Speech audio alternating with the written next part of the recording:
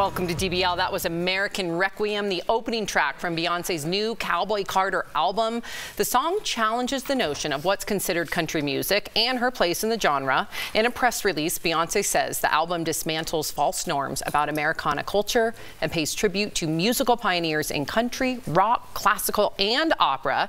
She also collaborates with Miley Cyrus and Post Malone. And as we mentioned, Willie Nelson and Dolly Parton appear on the album, which is structured like an old radio show. It's so cool. And we get a first listen at Beyoncé's rendition of Dolly Parton's hit Jolene. Have a listen. I can easily understand why you're attracted to my man, but you don't want the smoke, so shoot your shot with someone else. Jolene, Jolene, Jolene, Jolene, I'm warning you, woman, find you your own man. That is just a song built for a road trip where the highway's in front of you and no cars on either side. Like, you could just hear windows down, Jolene, Jolene. You know what I mean? Mm-hmm. But why would your hair be blowing? In the wind. Yeah, she said windows down. She said windows down. I was thinking That was drop the top. preface, but okay. Yeah. But then it'd be more like this. Okay, listen, I have to, okay, I listened to this whole album early this morning. It is incredible. And there's a lot of country influence, but it's not just a country album. There's other influences as well. There's a lot of rock in there, opera. So I beg everybody to listen to it because her lyrics are very storyteller-like, just like country. And some of the songs are going to make you cry. The one about her father, allegedly. I don't know if it's really about her father, but it's called Daughter. That one made me cry. And then the one called Protector with Rumi Carter also made me cry. But then there's a song, Spaghetti. Oh, yeah. Spaghetti Western. She raps really well, and I feel like Jay-Z was watching from the back, being like, oh, damn, she's got it. She can spit too. Yeah. I like it. I just like the whole, first of all, I like the idea of it taking into a country old radio show. My dad still listens to them. And like I said, they're like, the horses are coming, and someone with like coconuts is doing this, you know? That kind of retro nostalgia. Very Monty Python. I was just going to say that. That's what I thought of. But there's a sense of nostalgia and bringing back that, you know, era. She also brings up Linda Martell, the first black singer at the Grand Ole Opry, who went through a lot. 27 tracks is a lot to have a statement on country. I don't see her showing up to like the CMAs, even if she gets this. This is a whole her own genre, and Beyonce is owning. I think she transcends She might, because I think she wants to unify people. In that song, American Requiem, which we opened with, it is her response to being kind of shunned by the CMAs a handful of years ago when she performed with the Chicks.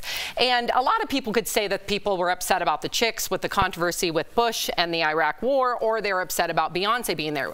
I don't know. But we all know that, you know, black artists have not been historically welcomed into country music. However, she takes the high road here. She says she wants to unify everybody in that song. She says, I want everybody to stand with me. There's enough peace and love, y'all. And I think that's important. I'll just say this, and this has nothing to do with divisiveness or race or anything. I love music, and clearly she does too. And you know, you're talking about the storyline that she's following in this.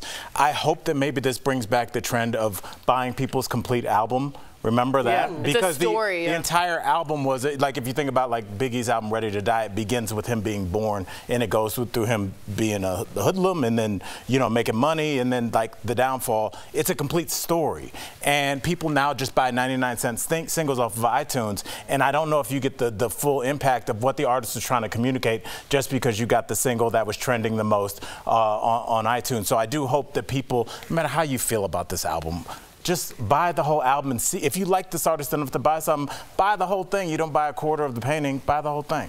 You just dated yourself. What? iTunes? People don't use iTunes? No. Spotify? Yeah. As soon as I said that, I was like, that sounds Or good. Apple Music. You're actually giving back to the artist because you're purchasing the music, which they get a piece of. Oh, yeah. Sam likes to steal with streaming, so. All right. Speaking of singers, a new clip from the Amy Winehouse biopic Back to Black is going viral. Take a look.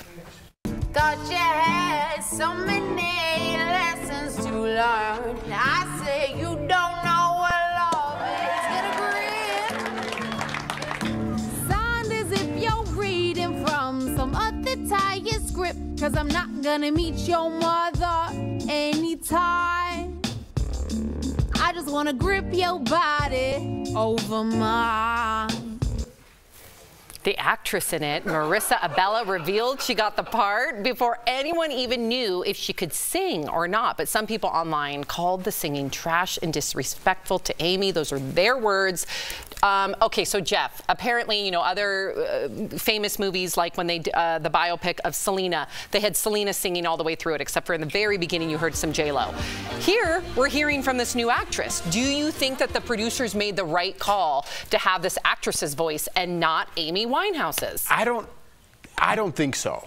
And I'm going to tell you why. Because Amy Winehouse's voice is 1 in a million, if not higher. I think higher, right? than that, yeah. It's so unique and so dynamic. It's hard for any actor to take that task on, right? I know in the Bob Marley movie, they kind of blended it. In the new Elvis movie with Austin Butler, they kind of blended it. If anything, I think that was the way to go. It's an interesting choice to have her do that. I'm not saying she was horrendous or was disrespectful to Amy Winehouse. You can't replicate that voice. If someone could, they'd be on their own tour right now. So that's where I think when I want to hear Amy Winehouse, I want to hear her and how dynamic and great she was. And I think even at this point, some people have forgotten how great she was. Yeah, they don't even know. I have to agree with, I rarely do with Jeff, but sitting in that theater, the first time she opens her mouth, no one knew Amy Winehouse could sing. She was a little thing, and when she opened it up, famously, the belting sound that came out shook everybody in the room. I want to feel those goosebumps. This is not, she's great, but it ain't Amy. So if you're going to make a movie about Amy Winehouse, why pick this Maybe actress? they will blend it. We don't know enough details yet. Yeah. We do know that she sang every word. That's according to the movie's director. Right. But they still could have maybe blended it in post, and I hope they do, because we all long to hear more from Amy. Right. Nothing against the actress by any means. Right, but why make the movie if you're not going to have that spark and power? Right. I do want to learn about her story, though. Oh. Wow, you use actual "we longed for" in a sentence. Her and Al, huh? No, you. Oh, I did. Yeah, you, don't bring me into this. We long, Al, I long to see you. I long for A poet from the 1800s.